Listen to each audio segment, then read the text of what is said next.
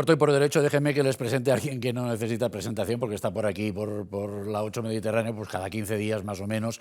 El diputado don Carlos Flores. Don Carlos, muy buenas tardes. Pues muy buenas tardes y encantado de estar en otro programa distinto del mío habitual, El Faro en la 8 Mediterráneo. Pues Muchas aquí gracias. lo que venimos a hacer es hablar de su libro, básicamente, que lo tenemos ahí de cuerpo presente, como decía usted cuando entraba en este plató. Se llama La guerra por mi cuenta, 2018-2022, con lo cual me imagino que La guerra por mi cuenta 2 estará a punto de salir. No, esta es La guerra por mi cuenta 2, La guerra Pues por el mi 3. cuenta 1, retrataba mis 10 primeros años como columnista en la prensa valenciana, primero en la ABC y luego en las provincias. Esta repasa los 5 últimos años, que han sido más intensos que los anteriores, fundamentalmente en Sí, pero hasta en el las 22, provincias. ya estamos en el 26. Bueno, me imagino acabamos que de tiene usted empezar el material 26. ya para el siguiente. Acabamos de empezar el 26 y lamentablemente he de reconocer que desde que estoy en la política tengo menos tiempo para escribir estas cosas. Sí, porque para tuitear no le falta. Para tuitear, si quieres que te diga la verdad, y es un secreto que comparto ahora, durante mucho tiempo, nuestro común amigo Lluís Motes estuvo intentando convencerme: tienes que meterte en Twitter, tú te lo pasarías en grande, tienes que meterte en Twitter. Y yo le decía, no quiero meterme en líos. El culpable es él, es Motes. El culpable es él, porque al final le di la razón, al final le hice caso y he de reconocer que tenía razón, me lo paso pipa. Pues claro, con razón no viene Óscar Puente a esta tele, porque si le promocionamos a usted el uso de Twitter, siendo él el amo del bando izquierdo de esta red social, pues no creo. ¿Quién es más rápido de los dos, Óscar Puente o usted? Si es por eso, os debo de haber hecho muchos enemigos, porque yo creo que tengo el repóquer de baneos, el de Óscar Puente, el de Pablo Iglesias, el de Rufián todavía no me he baneado, pero tengo como 4 o 5. Pero Óscar Puente es de los de gatillo más rápido, igual que usted, porque además es que usted no deja pasar una, cada vez que le aluden contesta. Bueno, a ver, a mí me han dicho en más de una ocasión, un diputado perdiendo el tiempo. No, perdón, yo soy diputado por Valencia. Una de mis tareas es atender a mis electores. Bueno, a mis electores, no pregunto si es usted valenciano o no y si me ha votado o no, pero entiendo que una de las tareas de un representante público, probablemente no de un ministro de Transportes, que tiene otras cosas que hacer, que es poner los trenes a tiempo, ¿no? Pero una de las tareas de un representante público es ser accesible. ¿Desde el escaño o fuera del escaño? En primer lugar, mi dirección de correo electrónico es pública, cualquiera entra a la página web. ¿Pero usted tuitea desde el escaño? Bueno, si los televidentes escucharan algunas intervenciones en el Congreso, se sorprenderían no de que tuiteemos, sino de que no nos ahorquemos en el escaño, porque hay algunas que son manifiestamente olvidables. Sí, yo tuiteo en el escaño. Bueno, vayamos al libro. La guerra por mi cuenta. ¿Se puede hacer la guerra por su cuenta dentro de un partido político? Bueno, este termina exactamente lo sé, finales del 2022. Pero para quien no y la lo haya última de leído. mis columnas es la columna en la que me despido y en la que anuncio que entro en política. Es público y notorio que lo hice a finales del 22 para la campaña electoral de las elecciones autonómicas del 23. Fue a hacerse público mi candidatura por Vox, y las provincias pues invitarme muy amablemente, eso sí, muy amablemente a abandonar mi columna. Así que no se puede hacer la guerra por su cuenta cuando uno está en política, porque la política es un trabajo en equipo. La política es un trabajo en equipo, en donde uno se incardina dentro de un equipo, en donde uno tiene que confiar en los compañeros, del mismo modo que los compañeros confían en uno. Si me vas a preguntar la pregunta típica, ¿usted ha votado alguna cosa que no haya leído? Por supuesto que sí, he votado muchas cosas que no he leído. He votado cosas que han leído mis compañeros, que son expertos en esa materia, y he votado en el sentido en que mis compañeros expertos en esa materia, que han estudiado esa materia, me han dicho que había que hacerlo, y lo mismo pasa. Bueno, pero un pájaro, permítame la expresión, un pájaro que ha volado libre tanto tiempo, luego se puede someter a una disciplina con cierta comodidad, con cierta facilidad. Bueno, no deja de ser un poco complicado, ese paso, porque sí, no ya como columnista, sino también como académico, pues nosotros disfrutamos de una enorme libertad creativa, elegimos los temas, elegimos los enfoques, elegimos las fuentes, elegimos los argumentos, y eso en política, repito, la política del trabajo es un trabajo en equipo, no sucede. Digamos que es un paso complicado, pero al mismo tiempo también muy gratificante, es decir, la posibilidad de la seguridad de que tienes detrás de ti o al lado tuyo a gente en la que puedes confiar, a gente que te va a solventar cosas, pues es también una confianza. Pero ¿no hay una cierta contradicción en que en alguno de sus artículos, de estos que figuran en este segundo volumen de recopilación de publicaciones, de artículos publicados en la prensa, reivindica usted las ideas propias frente a los partidos? Bueno, es que Con yo respecto estoy a lo que ha hecho usted después. A ver, es que yo estoy en un partido como consecuencia de haber percibido una coincidencia entre mis ideas y las ideas de ese partido. Solo Yo no me faltaba. apunto a un partido y al día siguiente digo, bueno, y ahora explicarme qué es lo que tengo que Solo pensar. faltaba, ¿no? Claro. No, eso pasa mucho, me temo que pasa mucho. Mucha gente se apunta a un partido por tradición familiar o porque piensa que es un buen lugar en donde hacer carrera y a continuación el partido le dice lo que tiene que pensar.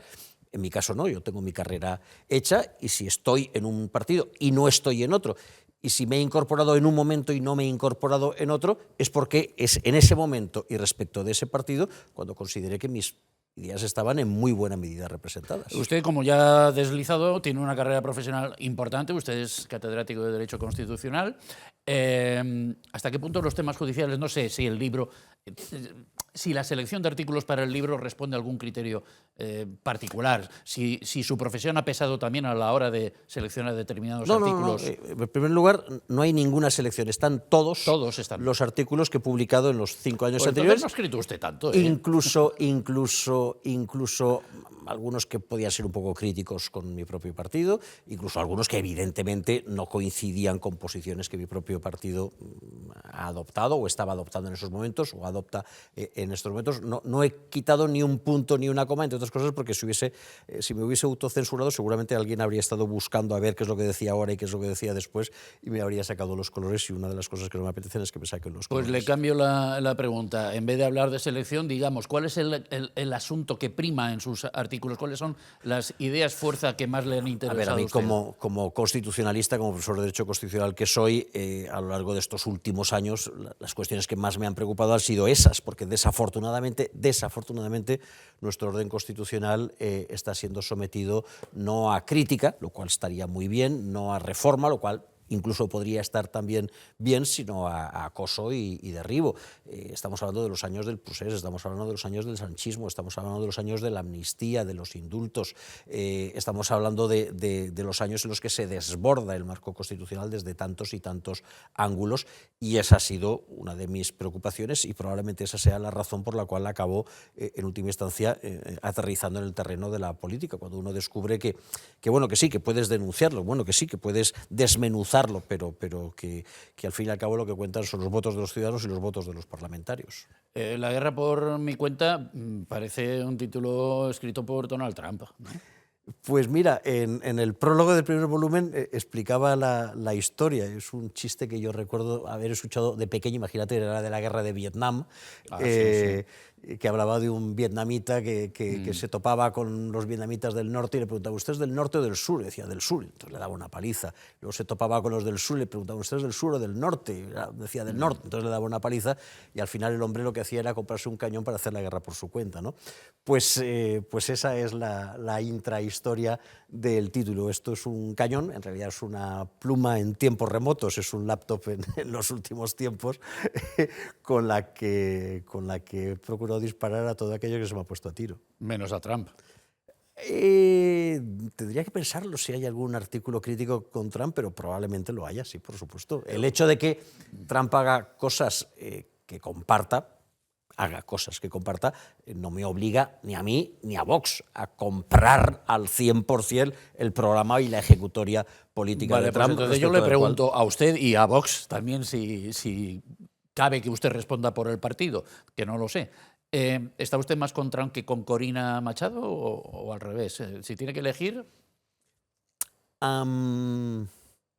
Te voy a devolver la pregunta. ¿Qué pasaría, qué habría pasado en España si en el año 76 don Juan Carlos no hubiese elegido a Suárez, sino a Felipe González como Ya, pero yo presidente no del estoy gobierno? preguntando por Delci. ¿Eh? No le estoy preguntando Pues por eso Delci. voy, pues eso voy. Corina Machado será más pronto que tarde presidenta de Venezuela, porque goza del apoyo de la inmensa mayoría de los venezolanos y de la voluntad de serlo. Si me preguntas si debería de serlo hoy, mañana mismo, probablemente te respondería con esa pregunta, que no es una evasiva, sino una manera de comparar situaciones. ¿Habría llegado el socialismo al poder en España si el rey hubiese elegido a Felipe González en 1976? Pues probablemente habrían pasado cosas feas. Probablemente habrían pasado cosas feas. Yo creo que Trump ha elegido la vía del pragmatismo, es decir, ha dividido y ha descabezado y ha dividido a la dirigencia del chavismo, ha cooptado a la parte más acomodaticia, con menos principios, seguramente más corrupta del chavismo, va a conseguir que se abra el país y el proceso político, y repito, tarde o temprano, por sus propios méritos y no por el dedazo de Trump, Corina Machado será Pero presidenta. no le chirría Delci, de la que tanto hemos hablado, por lo de las maletas, que de sus reuniones con Ábalos, con Koldo, Por con supuesto, Aldama, me parece un personaje absolutamente deleznable. Pero no hay mejor cuña que la de la propia madera, ¿no es así? Bueno, eso dicen. Pues eso dicen. Trump no es una persona de principios incólumes, es una persona de objetivos. Su objetivo es descabezar el narcoterrorismo, el régimen narcotraficante de Venezuela. Lo ha hecho y está en rumbo de hacerlo. ¿Eso terminará en una democracia plena? Confío en que sí. ¿Y lo del petróleo? Confío en que los propios venezolanos sean los que controlen sus propias riquezas naturales, teniendo en cuenta que el interés de los venezolanos es vender petróleo y el de los americanos comprarlo.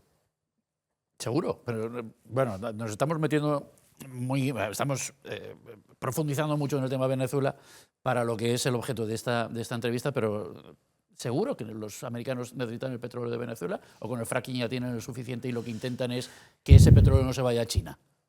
Bueno, supongo que lo que desean es tener energía a buen precio, y basta ver la ubicación geográfica de Venezuela y de Estados Unidos para descubrir que el mejor destino para el petróleo venezolano son los Estados Unidos, no China. ¿Cuál es el valor de las minorías, don Carlos?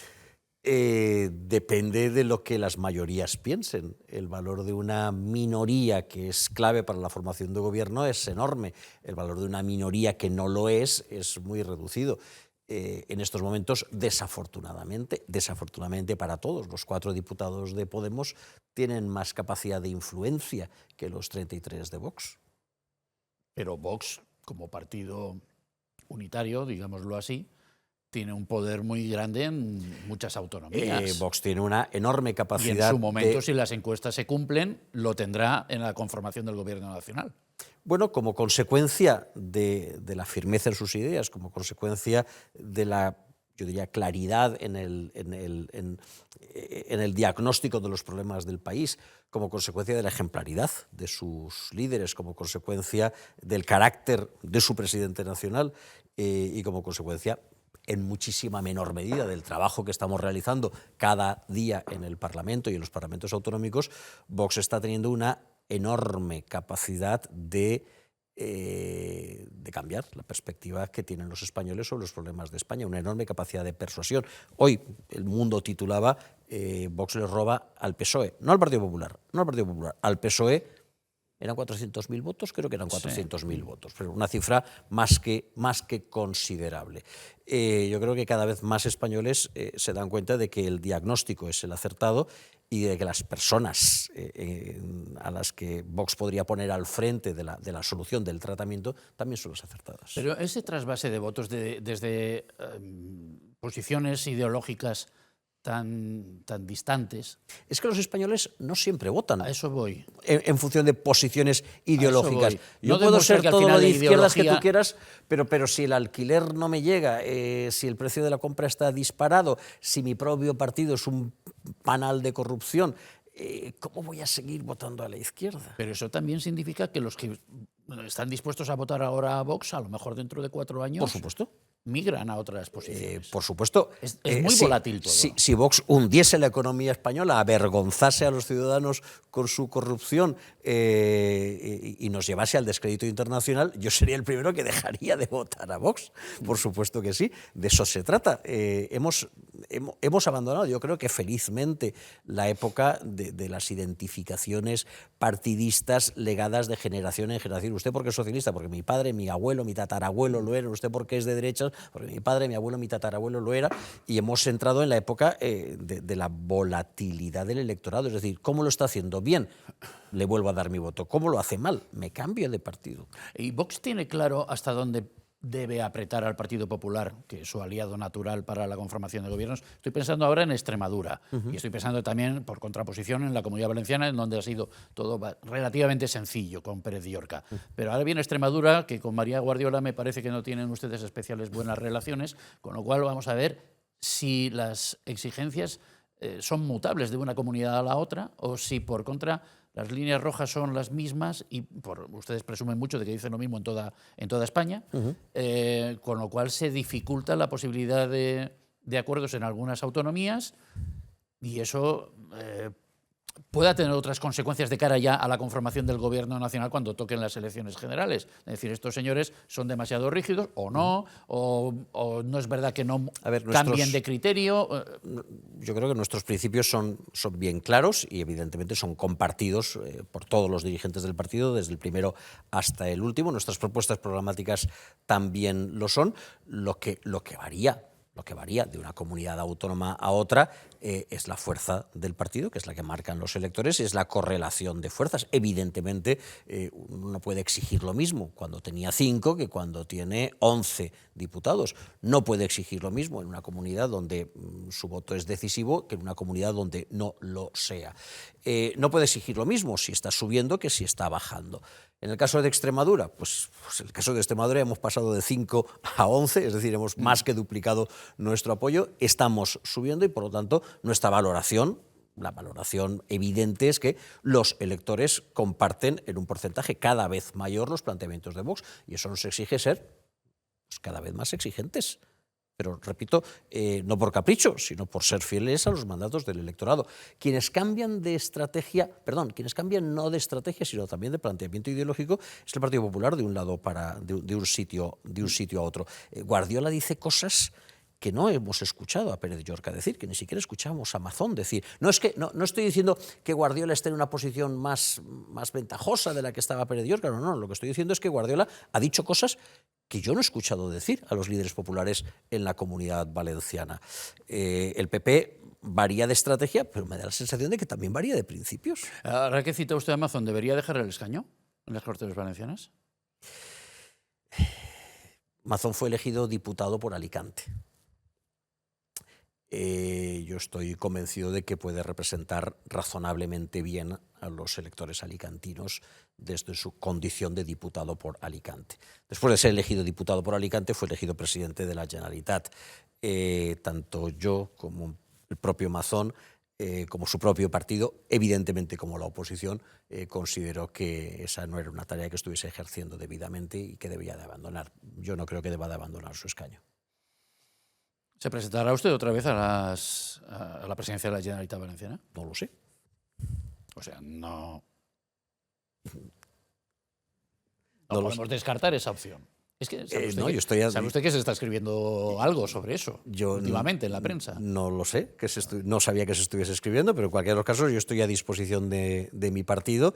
Estoy encantado de estar en la posición en la que estoy. Soy portavoz de la Comisión de Asuntos Constitucionales, portavoz de la Comisión de Asuntos Exteriores, formo parte de la Comisión de Justicia de la Unión Europea. No me puedo quejar de la posición que ocupo en el Congreso dentro de mi grupo parlamentario. Creo que cuento con el cariño, con el apoyo, con el cariño de mis compañeros, con el apoyo de la dirección de mi partido. Creo que se vienen momentos muy interesantes en la política nacional. Este año va a ser muy, muy interesante, pero si mi partido decide que puedo ser más útil de vuelta en la política autonómica, pues estaré encantado. Bueno, no es incompatible, el 2026 es como es y el 27 es el que tendría que ver la celebración de las autonómicas. Vale, ¿no? Digamos que mis habilidades son limitadas. Como buen hombre, sé hacer una cosa más o menos bien, una cosa cada tiempo, ¿no? Una sola irregular. Volvamos al libro. Usted pone un bonus track, pone un añadido a la recopilación de artículos que es el relato corto que presentó a un concurso del Ayuntamiento de Valencia y que después pues, se armó un cierto escándalo por el hecho de ser usted el autor, que al principio era anónimo, de ese relato. Y al final, creo que en el volumen que saca el ayuntamiento, no sé si al final, creo que salió al final. Sí, por supuesto. Pero hubo un movimiento para que no saliera, ¿no? Hubo bastantes voces críticas desde la izquierda diciendo, este señor que ha tenido una condena en su día por maltrato psicológico a su exmujer, hace 20 años de eso, pero bueno, se lo siguen recordando a menudo, este señor no puede figurar en un libro editado por el Ayuntamiento de Valencia. Bueno, en primer lugar, el relato, si alguien se toma la molestia de leerlo, es un relato corto, no le llevará mucho tiempo. Sí, son tres mujeres protagonistas. El relato habla de tres mujeres protagonistas, de una hija, de una madre y de una anciana, que se apoyan mutuamente. La anciana está enferma, la madre tiene que apoyar a su hija que está estudiando y a su madre que está enferma. Es un relato sobre la solidaridad intergeneracional entre mujeres, podría ser también hombres. Si alguien se ofende por una sola línea, una sola palabra de ese relato, tiene un serio problema mental. No, yo lo he leído y es absolutamente blanco. En ese sentido tiene un serio no hay por dónde atacar al artículo. Tiene un serio problema. Al autor es al que se atacó. Respecto del otro, en primer lugar, el libro apareció. Supongo que los ejemplares estarán en alguna caja, en algún desván del ayuntamiento. Yo tengo ejemplares por si alguien quiere constatarlo. La entrega del premio se canceló, lo lamento por las premiadas, yo solamente era finalista, que se quedaron sin el acto que se merecían. Y el ayuntamiento se cubrió de gloria, porque se retractó de lo que el propio ayuntamiento había hecho. Es decir, había como un concurso literario, muy bien, anónimo, muy bien, con un jurado profesional, muy bien, había premiado a los mejores relatos, muy bien. Y a partir de ahí, como el relato, uno de los relatos finalistas, pues no le gusta al Partido Socialista, pues el ayuntamiento, en fin, pues se hace un poco... Pero insisto, ¿es el relato? Yo creo que el relato no, es el autor el que no les gusta. No es el relato, evidentemente, ninguno de los que se manifestaron lo había leído, por supuesto que no. ¿Y eso cómo se lleva? Con entereza. Con entereza. Se lleva con entereza. A veces hay días que es más difícil que otros días, pero aquí estamos, por supuesto que sí. Porque a usted le han bombardeado por tierra, mar y aire con ese asunto. Exactamente, por tierra, mar y aire, mañana, tarde y noche, de enero a diciembre, del 1 al 31, todos los días. Y repito la pregunta, ¿eso cómo se lleva? Pues en primer lugar, si cuentas con el apoyo de tu familia, de mis padres, de mi hermana, de mis sobrinos, y cuentas con el apoyo, sobre todo, el más importante de todos, de tu pareja, de tu mujer. Si cuentas también con el apoyo de tus hijos, pues se lleva razonablemente. En fin, si puedo ser un pelín cínico durante algún momento de esta entrevista, si cuando uno cumple 61 años y lleva ya 3 en política, lo único que le pueden echar en cara es algo que dijo en un momento de calentamiento hace 25 años, pues igual no soy tan mala gente. ¿Su partido cómo se portó con eso? Mi partido se portó espléndido. ¿Le sacaron de Valencia, lo llevaron a Madrid? No, en absoluto. Mi partido sabía que esto iba a salir antes de que yo fuese candidato. Yo soy un tipo leal y franco. Mi partido lo sabía, mi partido asumió que eso iba a salir, iba a ser un argumento. Perdón, en Vox todos tenemos un San Benito, todos tenemos un San Benito. El que no es calvo es bajo y el que no dicen que no ha hecho la mili, todos tenemos un San Benito, ¿no? Y mi partido no es que me mantuvo, mi partido es que me presentó como candidato, no una, sino 2 veces. Sí, a las autonómicas y a las generales. Por supuesto que sí. Muy bien. Y los alumnos, porque usted es profesor, bueno, ahora ya no está en ejercicio, porque es catedrático, ya lo hemos dicho antes, pero sus alumnos, toda la comunidad educativa. Jamás he tenido, bueno, es más, puedo decir con absoluta veracidad. Tú has dicho, a ustedes le dan en las redes día sí, día también. Efectivamente, lo que jamás me ha pasado una vez, una. En 3 años que llevo en política, me ha pasado una vez que alguien me lo haya dicho a la cara. Y se marchó corriendo antes de que yo pudiese responderle. Foro de profesores, ¿eso qué es? Eso Estábamos hablando de la está universidad. un poco de capa caída, ahora hay que reconocer que está un poco de capa caída, tendríamos que empeñarnos más en ello, pero eso fue una muy buena iniciativa que emprendimos unos cuantos profesores universitarios españoles, fundamentalmente profesores universitarios españoles fuera de España, es decir, que trabajaban en universidades británicas, australianas, americanas, para contraprogramar la actividad de proselitismo del separatismo catalán durante los años del procés. Los años en los que Puigdemont iba de embajada en embajada, de cancillería en cancillería, de universidad en universidad, contando lo mala que era España en fin, el apoyo que tenía la independencia en Cataluña, mientras el gobierno español y el Ministerio de Asuntos Españoles, de Asuntos Exteriores español, que callaba de manera vergonzosa. Y entonces lo que hicimos fue coordinarnos, un grupo de profesores, para que pues cada vez que Puigdemont iba a la universidad de lo que fuese a contar las bondades del procés, pues hubiese ahí alguien levantando un dedo y diciendo, no, no es así. Cada vez que un rector le daba a Puigdemont cancha o una medalla o una mención o lo que fuese, hubiese alguien para decir, no, eso no es lo que piensa la mayoría de los catalanes. Antiguamente estaba muy prestigiado esto de que los grupos de intelectuales se organizaran y sacaran manifiestos. De hecho, ahora... Bueno, no sé hasta qué punto será de intelectuales o no, pero el próximo lunes Jordi Sevilla quiere sacar un manifiesto sobre la situación interna del Partido Socialista, del que es socialista, que ha sido ministro, que fue ministro con Zapatero. Bueno, esos comunicados, esos manifiestos eran relativamente influyentes hace algunos años y ahora da la impresión de que como ya está todo contaminado por las disciplinas de voto y las jerarquías partidarias, pues ya no hay lugar para ese tipo de... No, yo creo, iniciativas.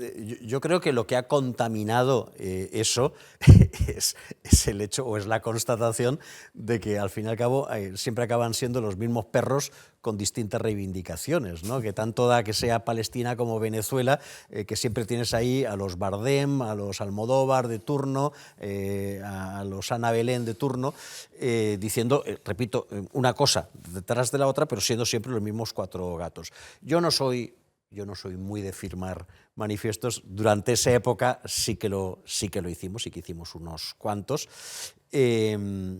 Y bueno, pues creo que algo contribuimos, repito, a contraprogramar el discurso del procés. Lo lamentable es que eso lo tuviese que hacer la sociedad civil, lo tuviésemos que hacer los académicos y no lo hiciese con la valentía que debía haber hecho y con la consistencia que tenía que haber hecho nuestra diplomacia. Perdón, no digo nuestros diplomáticos, que ya lamentaban estarse mordiendo la lengua, sino nuestra diplomacia. Ahora que cita usted a Bardem y al mundo del cine, eso también le ha interesado a usted mucho en algunos de sus artículos, la vinculación entre el cine y la política. Sí, el cine tiene la doble dimensión. Por una parte retrata la política, pero por otra parte también modela la política. Por una parte retrata la política, es decir, se hace eco de procesos o de momentos históricos que nos preocupan o nos inquietan, pero al mismo tiempo también modula la política, crea unas expectativas que luego pues no siempre, claro, si tú has visto a Harrison Ford como presidente de los Estados Unidos salvando un avión de estrellarse, pues claro, luego te viene Biden pues yo estaba pensando en todos los hombres, ¿no?, del presidente o en el acorazado Potemkin, pues pero efectivamente, no, uno piensa en Harrison Ford, no. Claro, uno piensa en Bernstein y Woodward y luego se encuentra con los plumillas que tenemos ahora escribiendo en el Congreso, pues claro. Hombre, de todo habrá, de todo habrá. Bueno, tenemos un minutito final. Una de las facetas profesionales suyas que no es especialmente conocida es su estudio de los procesos de democratización en la parte oriental del viejo continente, que, en fin, pues, han dado de sí lo que han dado de sí. En Rusia está claro que la democracia no se ha asentado, aunque formalmente voten. ¿Cómo acabará esto de Ucrania? Porque además usted ha sido también cónsul de Macedonia hasta hace relativamente poco, conoce bien toda esa zona, vaya. ¿Cómo acabará lo de Ucrania? ¿Tiene usted algún pronóstico? Yo soy 1000% pro-ucraniano. Me parece que es un país admirable, lo conozco, he estado en varias ocasiones, tengo buenos amigos allá. Me parece un país admirable, me parece un pueblo admirable. Creo que el modo en el que se han comportado sus hombres y sus mujeres, dando un paso al frente al primer momento, en el primer momento, a pesar de que la agresión era una agresión brutal, absolutamente inesperada, desigual por parte de una superpotencia como era Rusia, es absolutamente admirable. Yo creo que Ucrania no puede perder esta guerra y no la va a perder. ¿Dicen lo mismo sus colegas de grupo de Patriots, los húngaros? Mis colegas de grupo piensan que los ucranianos no deben perder esta guerra. Pueden discrepar respecto de lo que el resto de los europeos debamos de contribuir a ese proceso. Evidentemente, viendo la cuestión desde la perspectiva de España, en un extremo de Europa, me cuesta trabajo ponerme a darle lecciones de lo que tendría que hacer o decir o pensar a un húngaro en el otro extremo de Europa.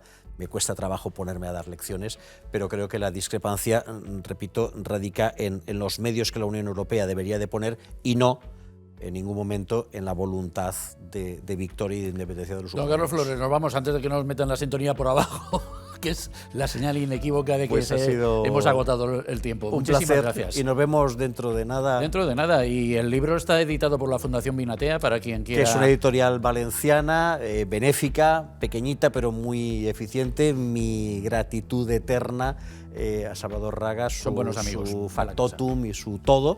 Y a lo bien que hacen los libros. Muchísimas gracias. Suerte. A vosotros.